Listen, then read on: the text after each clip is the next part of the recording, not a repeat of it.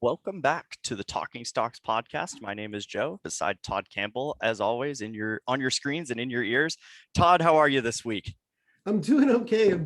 Joe. And the funny thing is that just the last couple of weeks, we've gotten as you hit the click record button, Zoom tells me it's now recording. Yeah, it's a little obnoxious. I wish there was a way to shut it off, but There I don't think there probably is. And I'm sure one of our savvy listeners who's Zooming all the time is like, oh yeah, you just have to disable it in the blank. But I did that just made me laugh when we first started doing the show. So Joe, how are you? It's great to be back with you once again. Yes, I'm doing very well. It's been a short week, but a fairly busy one. I made a few trades over these past 4 days, Tuesday through Friday, and I know you did as well. So we want to talk about those at a point later in the show.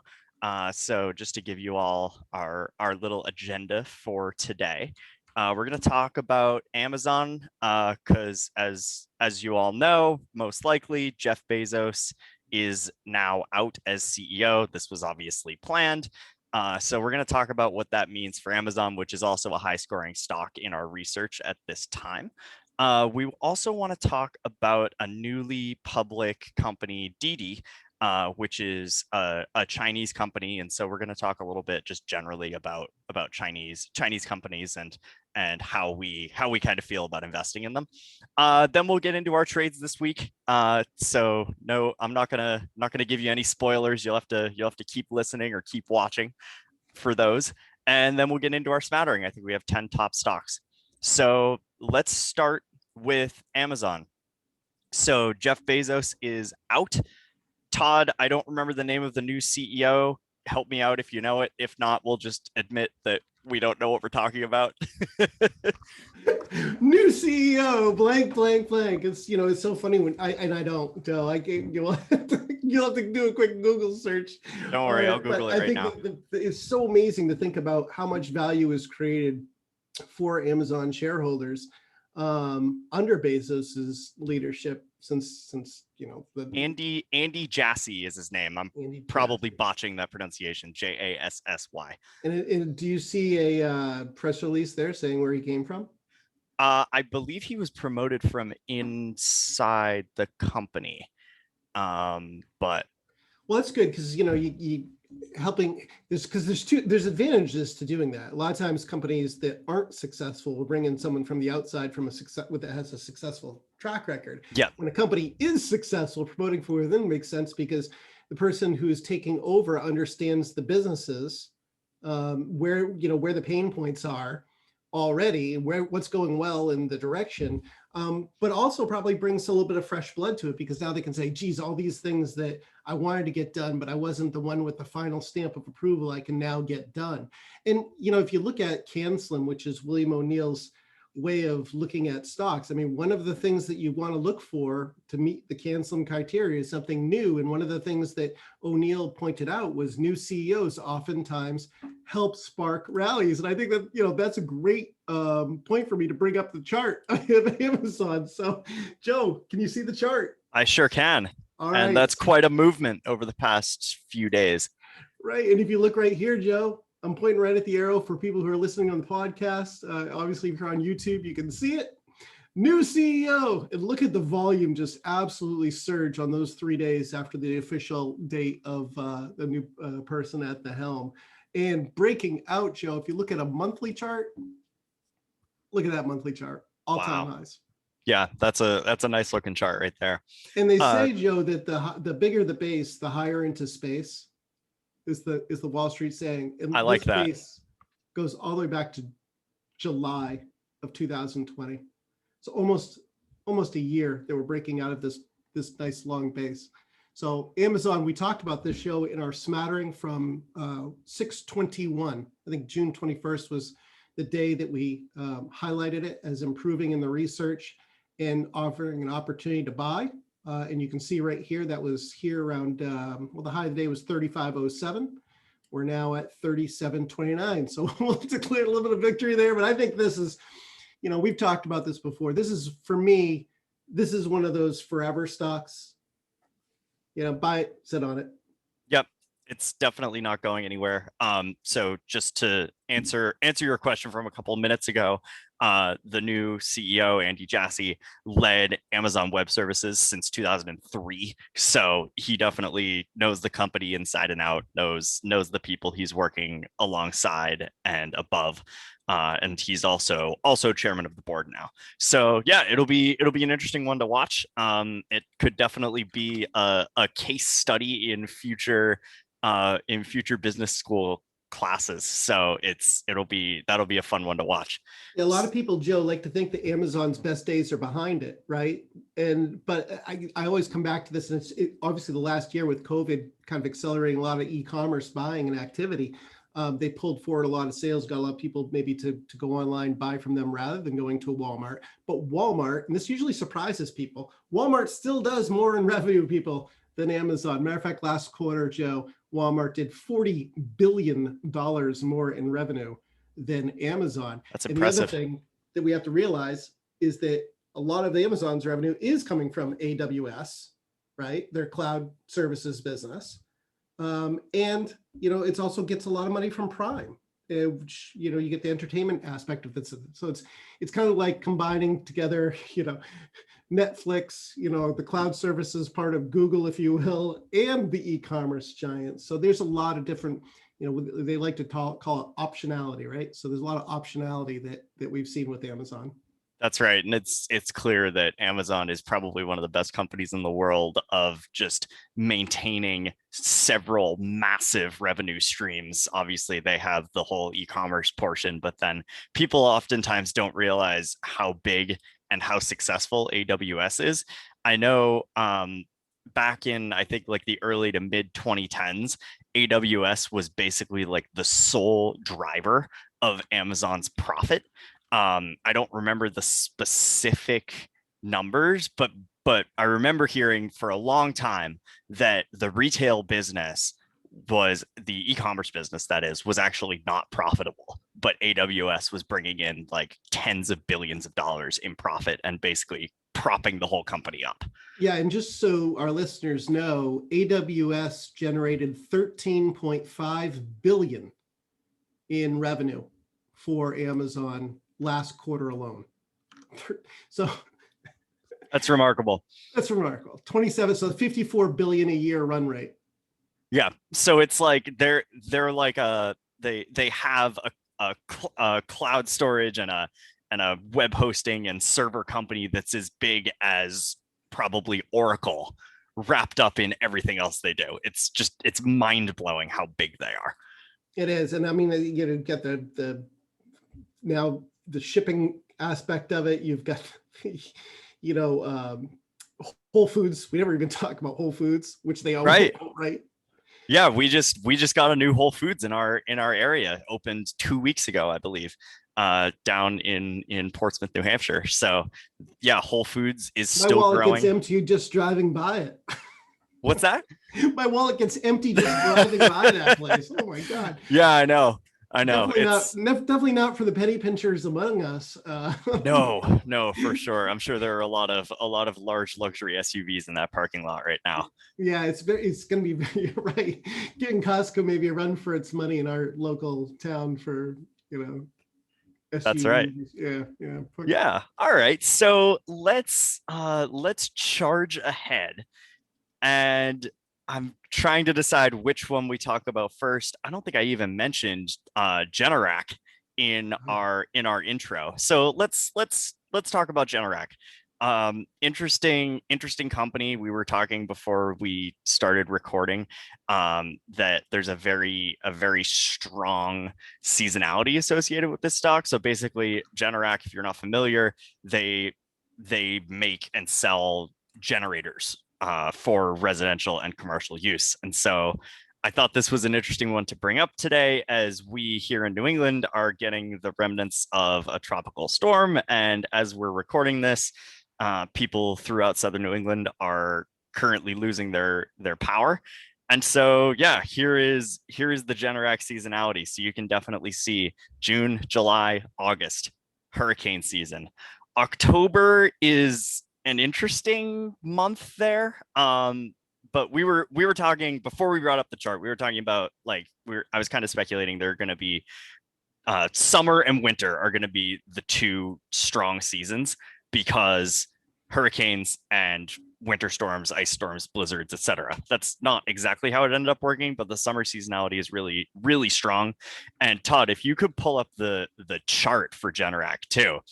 I will. It's a really impressive chart. Yeah, just to give our listeners a little bit of a feel for this. I mean, I was thinking about how much demand there could be for external sources of power production when you think about what's going on right now with the drought in the Midwest, or when you think about the ice storm and what happened with power in Texas.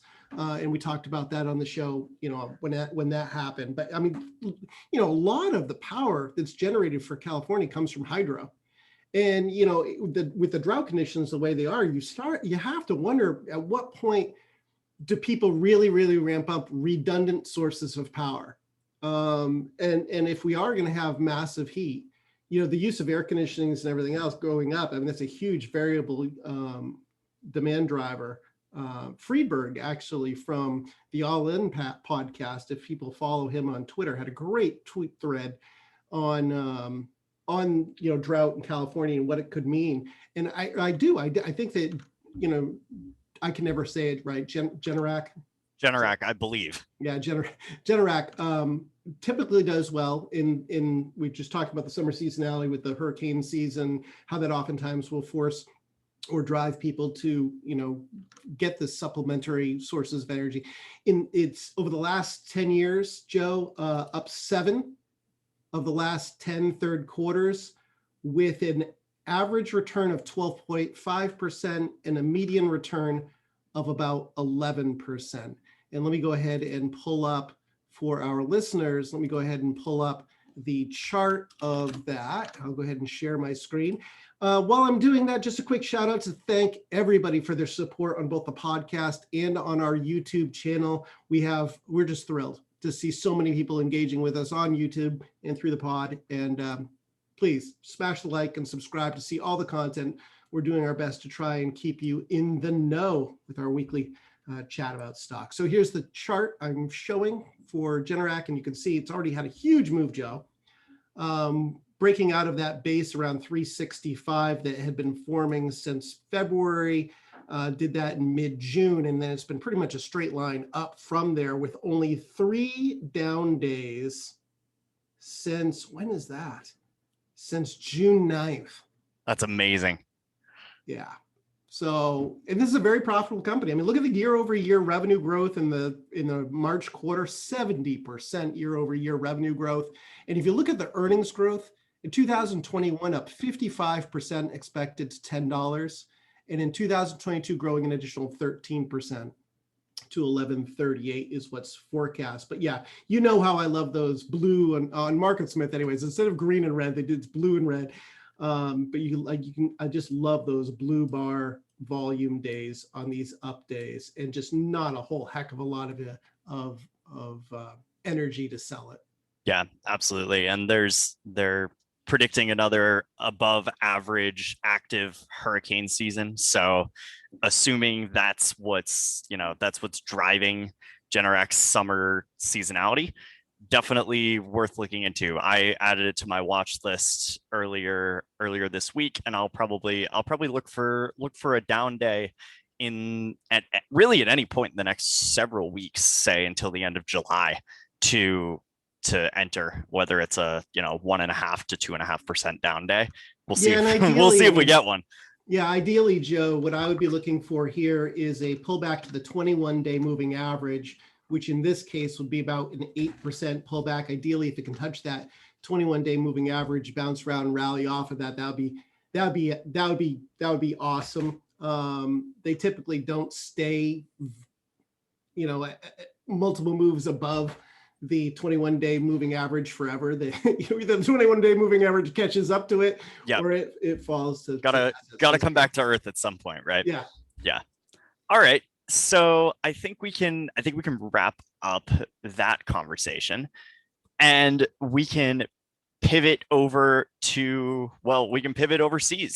We want to talk about Chinese Chinese companies, Chinese ADRs that we can buy in our portfolios. Maybe maybe we shouldn't. We'll see. So Todd, I wanted to just use the example of Didi, which is a newly public Chinese ADR. I believe they're considered the Chinese Uber, and a gigantic market cap, huge volume, the typical high hype IPO these days, and has been getting a lot of attention on social media, Twitter, Reddit, etc. But we're a little hesitant to hop on the bandwagon, aren't we? Yeah, I mean, there's this temptation that you've got to buy every dip, and maybe not. Okay, not all dips are created equal, and one of the biggest problems that we have as investors in Chinese companies is, well, obviously we've seen things with Luckin Coffee, et cetera, where there are concerns about the accounting and whether or not we're actually hearing the real story. Are these companies really putting out the numbers, generating the numbers that they're telling us that they're generating? That's not the case here in Didi. Didi, it ran foul of for whatever reason, ran afoul of Chinese regulators, and them saying, Chinese regulators saying, you didn't check mark this box where we wanted to see you do XYZ before listing. And as a result, we're going to slap you on the wrists. And as we're going to slap you on the wrist, we're going to slap all of the underwriters, and we're going to slap all the shareholders in the US on the wrist for this, this, what you did. And then today we got news that they just, Chinese Cyberspace Administration said it called for the removal of 25 Didi related apps from the App Store. The 25 apps appear to have serious violations of laws and regulations in connecting and using personal information, according to a China regulatory website. No website or platform shall provide access and download services for the 25 apps that have been removed from the App Store. And totally unexpected. I mean, yes, I'm sure that somewhere in the offering document, it said something about Chinese regulation being one of the risks. But I mean, come on, you go public and then right away, all of a sudden, the rug gets pulled out from underneath you. I mean, what does this do for investor confidence for any IPO coming out of China? And then to take that one step further, what does that mean for any, currently traded Chinese company? I mean, can you really, as an investor, sleep well at night with the risk that on any given morning, you could get told that, your company can't do XYZ any longer? Yeah, there's a lot of uncertainty. Personally, I don't own any Chinese company. I wouldn't touch them with a 10-foot pole, for really a variety of reasons. So yeah, here's another reason right here. So Didi opened at about, I imagine it must have been $18. Do you see what the open price was there, Todd? Yeah, it looks like about $18 is what it traded to on the high. On the day of its IPO. It IPO priced at 14. Okay. And now we're down below 12. Yeah. Although we're up 6% today for whatever reason. we are up 6% today. The dead cat bounce. I don't know, Joe. I mean, I just think how can you trust? I just can't trust it. I can't trust it. Already with a 57 billion market cap too, which is just outrageous. So yeah, even Todd, do you own any Chinese ADRs? Do you own like Alibaba, anything like that? None. No. Yeah, me neither. And I don't plan to. I contemplated, and the one that I'm probably most interested in is NIO.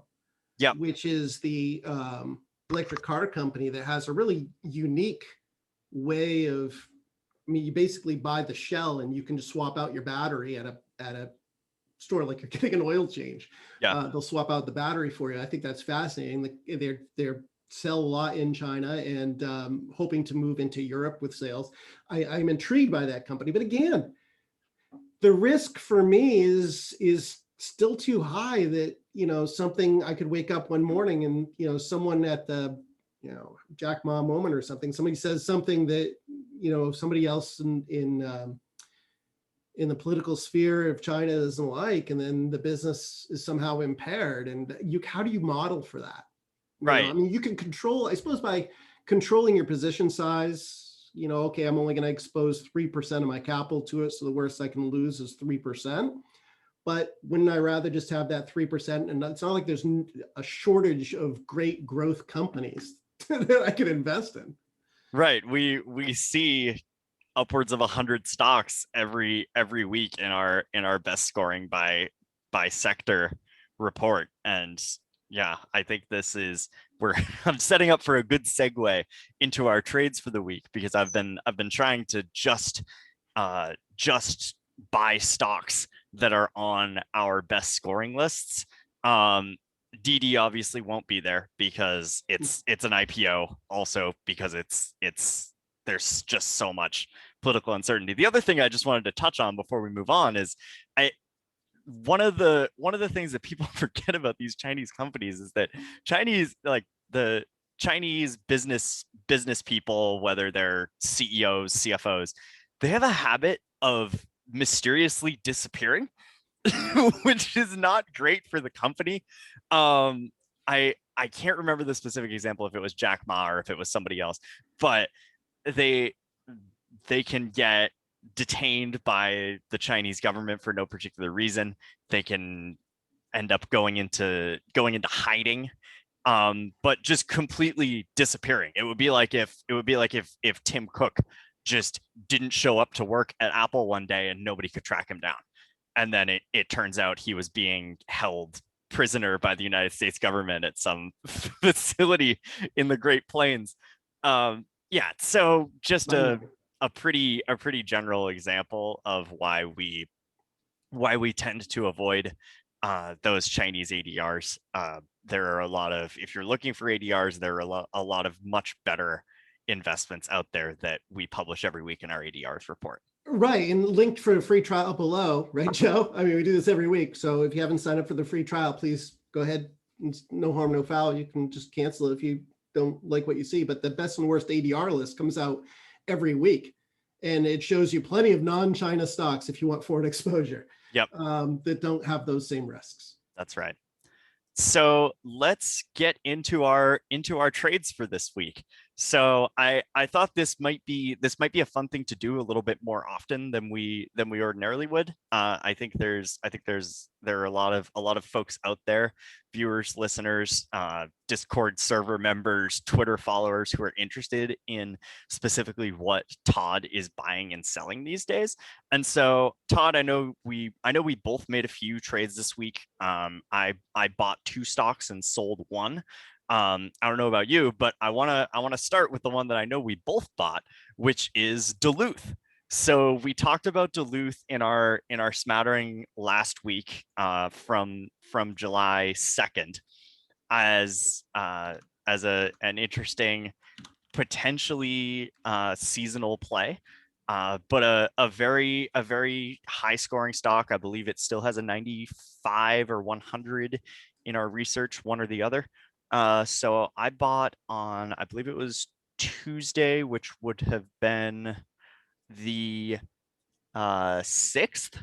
Yeah, the 6th. You're in probably somewhere around 19. Yeah, I can actually tell you. And what Joe, point is. you mentioned it. We both bought it. You bought it on Tuesday. I actually bought it today. Very nice. And on the show, I think I had said, and I'm probably going to buy this, and I'm going to buy it in the high 18s. And I think my price, it's $18.94 right now. I think I paid like $18.90. I paid $18.63. Oh, yeah, Gotcha, you got me beat, Joe. Nice job. Yeah. But yeah, I mean, this is again 21% year-over-year revenue growth in the quarter ending April. Expected to grow earnings 67% in fiscal 22 and another 43% in fiscal 23. Great chart setup with lots of buy day volume. Not a lot of volume recently on some of the sell days. And I think, Joe, people have money in their pockets, right? And they want to spend it. And the people are going to spend it on things like, buck naked underwear. That's right. From those fantastic ads that seem to be everywhere. Yes, the buck naked underwear. I might have to get myself a pair of those. Never tried them before. So that's the first one. Next, I also bought CrowdStrike, which we talked about. I don't think it was last week. I think it was the week before. Yeah, June 25th. I have it here notes. So also another high scoring, much stronger seasonality on this one, I think, just because it's a tech play. So we talked about this a couple weeks ago again. A cybersecurity company, one of the major players in that industry. And again, this week or I guess it was late last week, we heard about another massive cyber attack. So they're not going anywhere. Those Russians are hard at work on their keyboards and their bunkers in Siberia or wherever the heck they are.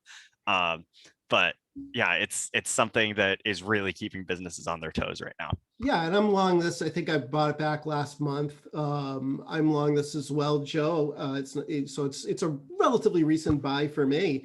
And during when we recorded the show a couple of weeks ago for the Smatter, and we talked about it, I think one of the things I had asked you is, what do you think is the pace going to accelerate or decelerate, and are they going to get more and more complex, these threats? And I think the answer to both of those you said was yes. There's going to be more of them, and they're going to be increasingly hard to spot and derail. And I just really like the fact that with CrowdStrike, they're aggregating all of the experience that they're generating across their entire customer base to find and spot these. So you're leveraging your entire user base to find and react to these things relatively quickly. And again, really nice chart setup, not a lot of volume on the sell days, very good volume on the buy days, breaking out to recent highs, 70% top line growth in the quarter ending April to 302 million.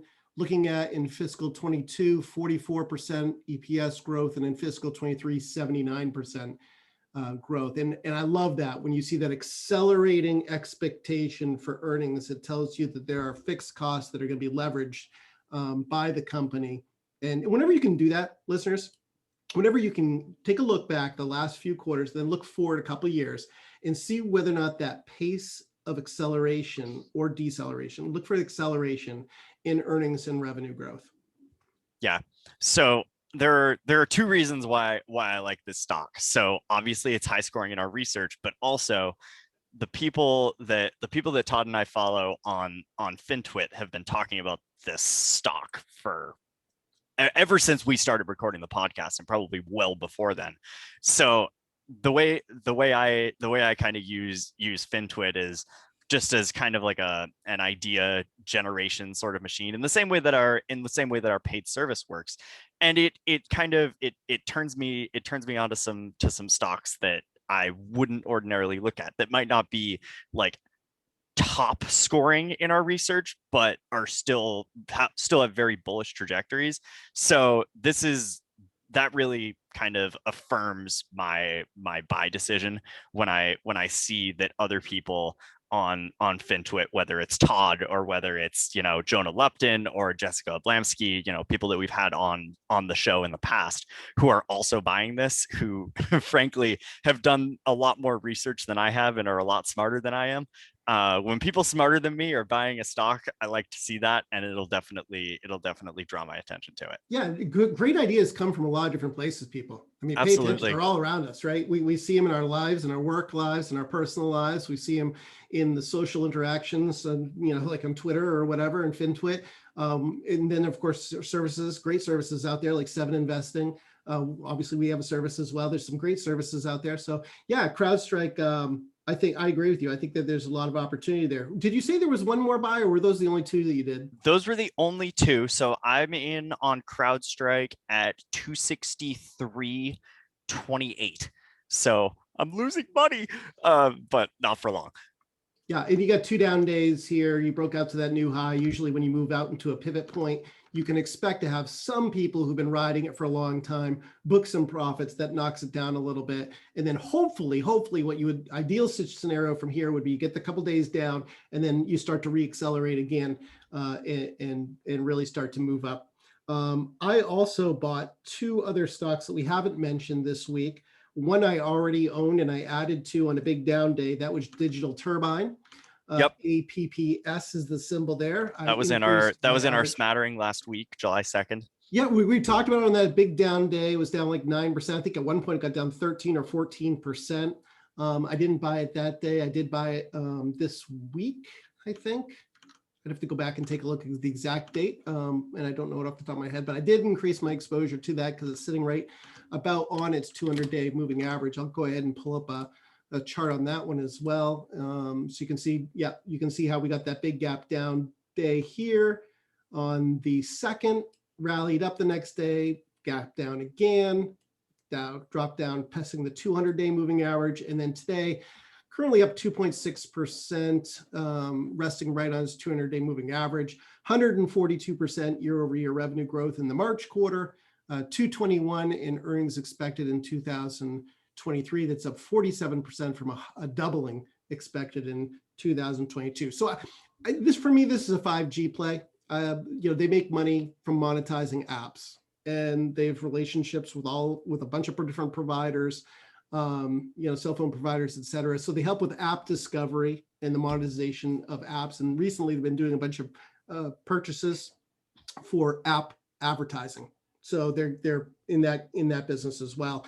And then the other, because we mentioned Duluth is one I bought. The other one I bought this week was Datadog, DDOG. Another FinTwit favorite. Yeah. This is one that I've wanted for a long time. It finally kind of meets all of the criteria that I was looking for.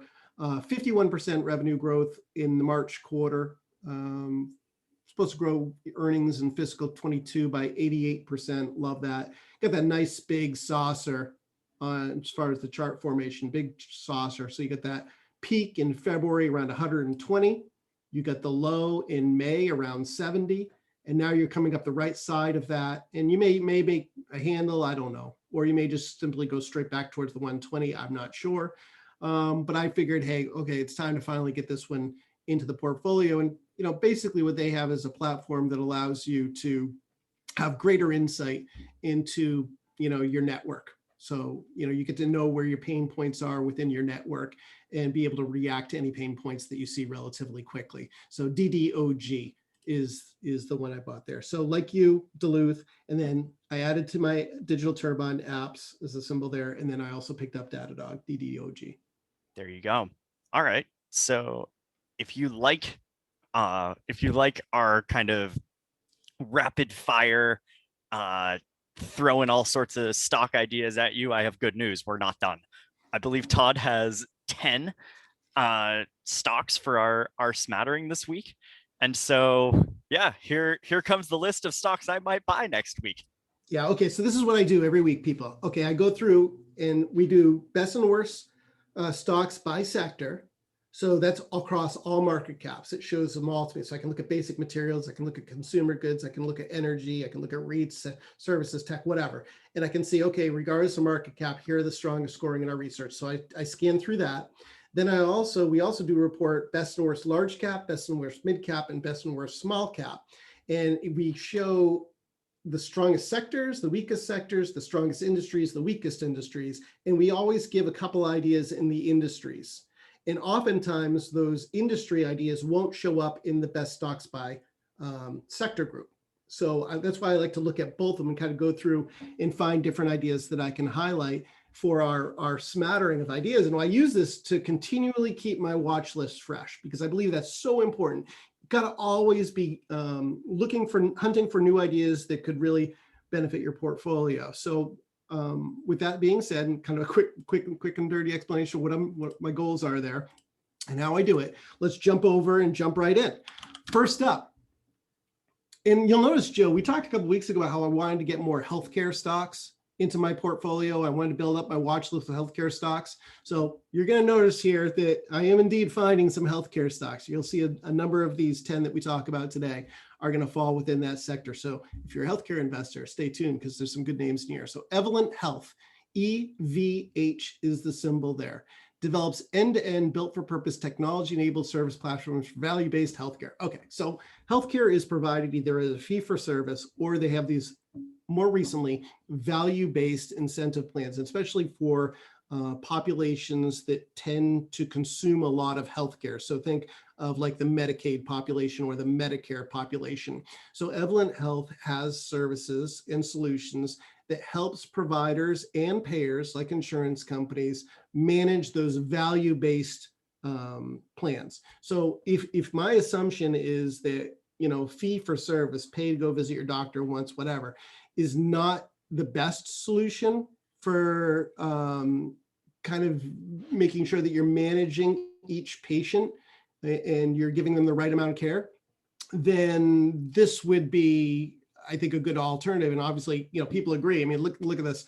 The revenue isn't there last quarter, but we did grow 15% year over year in the quarter prior to that. They are expected to turn a profit in fiscal 2022 after a multi-year string of losing money. And it's breaking out, Joe, here. 22.35 was the prior high in March, and today up 4.3% to $23.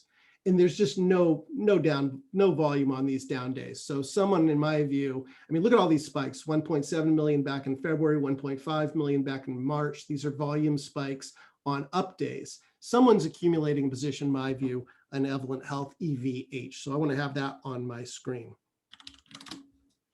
Second stock, BioLife Solutions, BLFS. Hypothermic storage and biopreservation media for cells, tissues, and organs. Okay, so this is a company, think about it, we have gene therapies, all these things that are being developed, using biologic stuff that can't be just left out. It needs to be either frozen or refrigerated. COVID vaccines. What BioLife does is it manages that end to end. Yep. Right. Freezers, the shipping of it, the thawing of it. Revenue up 39% year over year in the March quarter to 17 million, and expected to earn 20 cents in fiscal 2022, and bumping its head right up here around 47, 48, which is where it peaked out in December or March. So look for a down day. That could be good. And look at Joe. Look at the buy volume days. Wow, how many consecutive days is that? One, it's got to be like 12. 3, 4, 5, 6, 7, 8, 9, 10, 11, 12, 13. It's like 15. It's like 15 Crazy. consecutive up days. Yeah. Including one really high volume up day on the 25th of June. Yep. And then, a couple down days, but very low volume. And then 4 or 5 more consecutive up days, including an above average volume day yesterday, 2 days ago. A down day yesterday, and then today we're trading up about 2%. So this is one I think you can put on your watch list as well.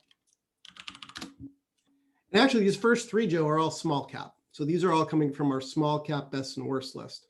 Forrester Research, you may have heard the name Forrester. A lot of companies will say, oh, I ranked well in certain this, or Forrester Research says my total addressable market is that, or whatever. Well, that's what they do.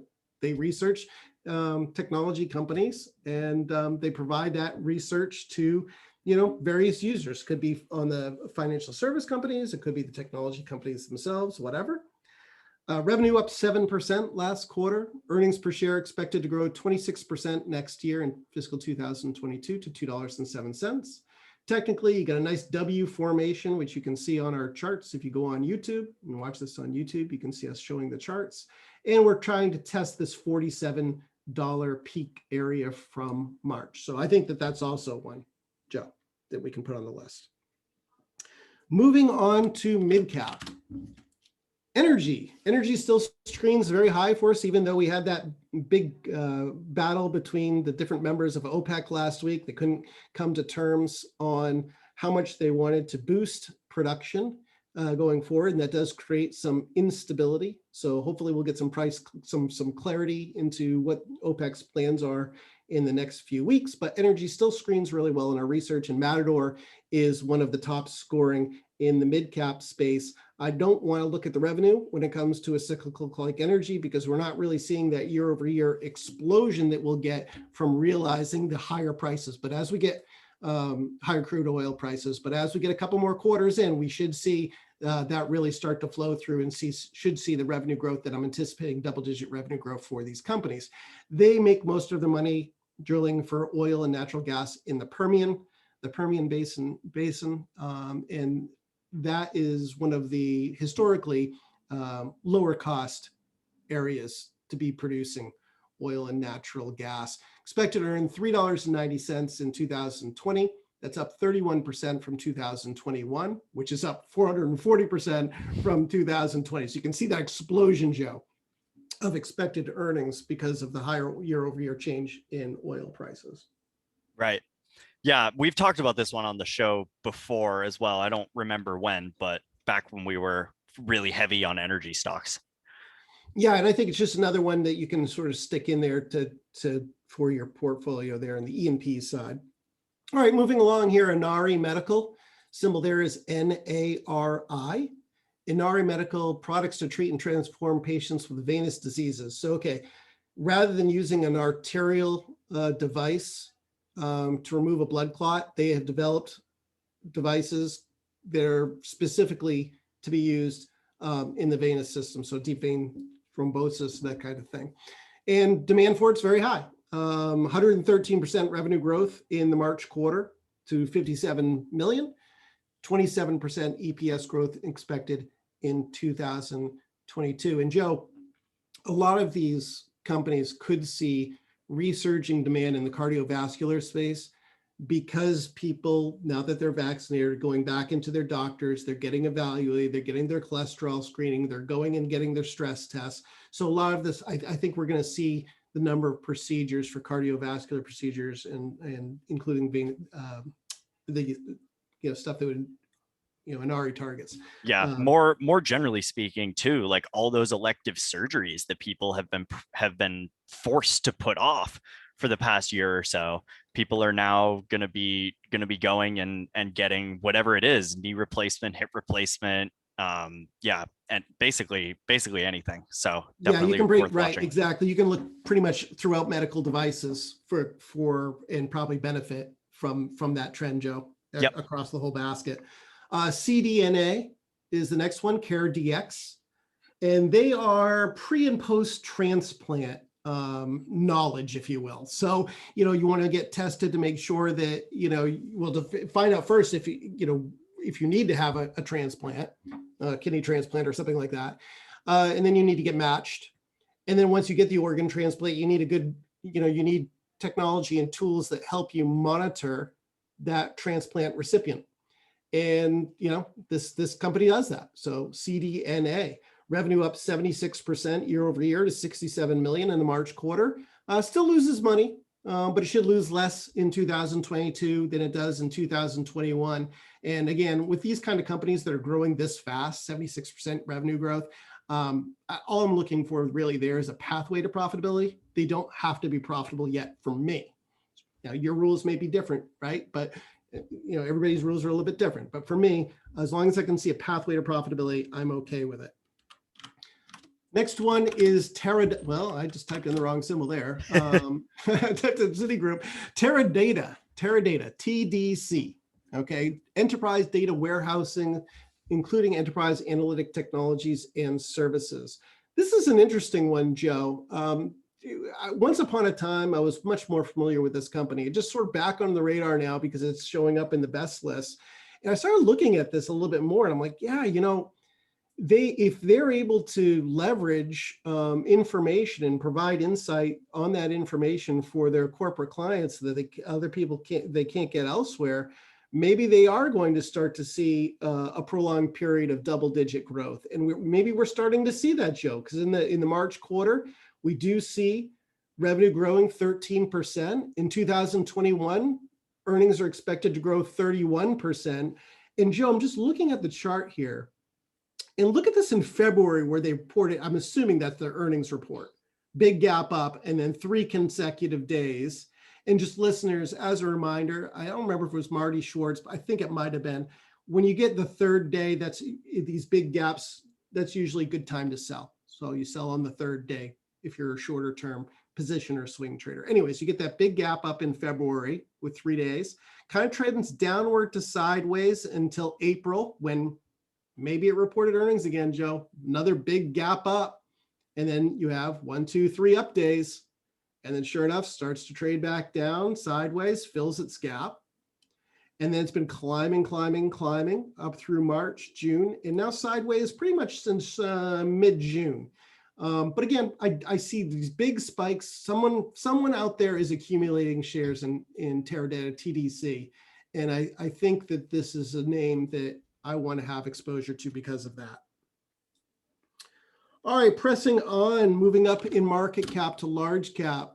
Summer is actually not a bad time of year for waste management companies.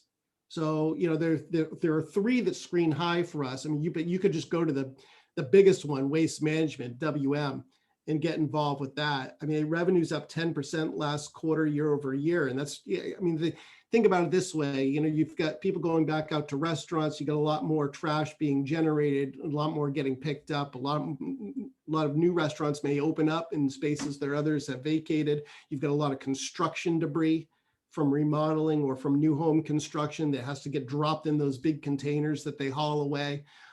So waste management's a stock that screens well, I think you can pick up. You could also take a look at Republic Services. I'm just giving a bonus idea, RSG, in that same space.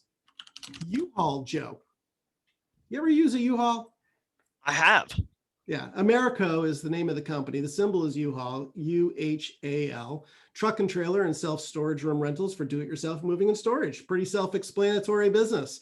2022 expected to earn 32.55, up 4% from 2021. And the end of March quarter up 29% year over year to $1.1 roughly billion in revenue. Again, I like it when they rally up. See these multiple consecutive days up, Joe? 1, 2, 3, 6, 9, 10 up, right? Back above the 50, 21-day moving curling up, 200-day moving average still pulling up.